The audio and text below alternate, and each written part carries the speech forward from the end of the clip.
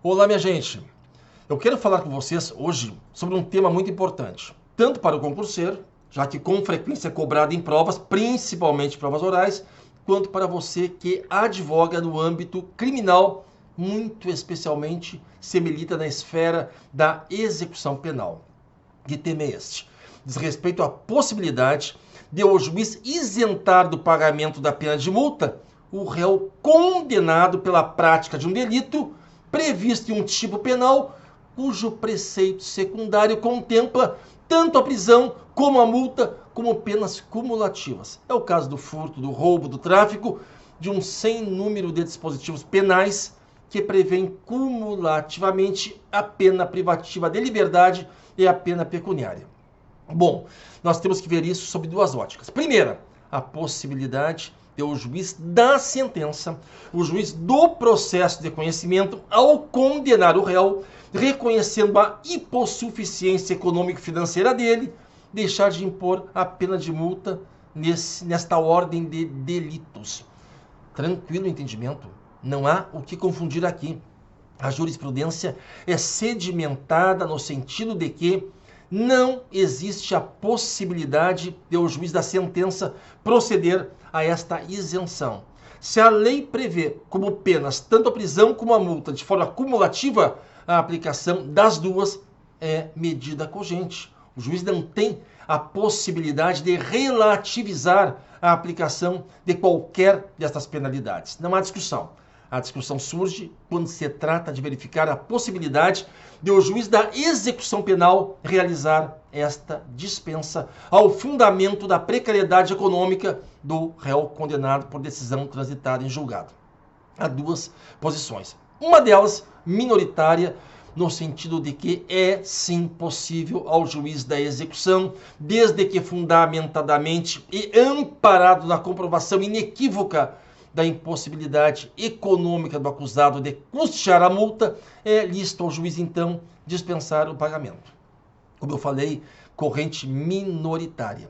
A corrente majoritária, tanto em termos de tribunais inferiores como de tribunais superiores, é no sentido de que não.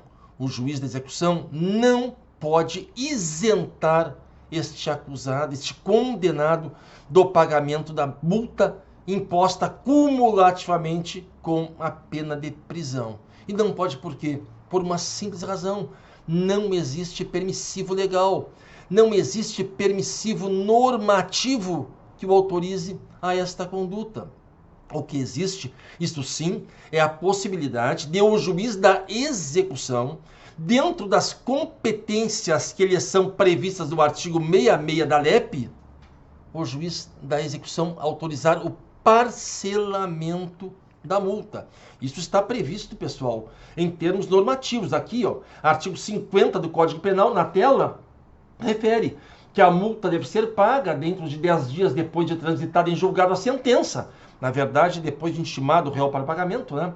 E continua o dispositivo. A requerimento do condenado e conforme as circunstâncias seriam exatamente essas relacionadas à capacidade financeira do indivíduo para custear a multa, o juiz pode permitir que o pagamento se realize em parcelas mensais. É idêntica à previsão tem na lei de execução penal, no artigo 169, que refere que até o término do prazo que se refere ao artigo 164 desta lei, dos tais 10 dias, poderá o condenado requerer ao juiz o pagamento da multa em prestações mensais iguais e sucessivas. Pois bem, parcelar, o juiz da execução tem a possibilidade. E este é o limite da atuação dele frente à condição financeira do indivíduo condenado para pagar a multa. Há quem defenda, os filiados à primeira posição, aquela minoritária, que exigir do réu condenado hipossuficiente sob o ponto de vista econômico-financeiro. O pagamento da multa implicaria em violar o princípio constitucional da intranscendência da pena, já que este pagamento poderia prejudicar o sustento das pessoas que dele dependam. Esse entendimento não tem amparo nos tribunais. Este entendimento não é acolhido pela jurisprudência, até porque este indivíduo, depois de cumprida a pena privativa de liberdade, ele pode exercer uma atividade lícita que o permita custear a multa sem causar prejuízo ao sustento próprio e das pessoas que dependem dele. E mais, pessoal, se nós pensarmos desta forma, que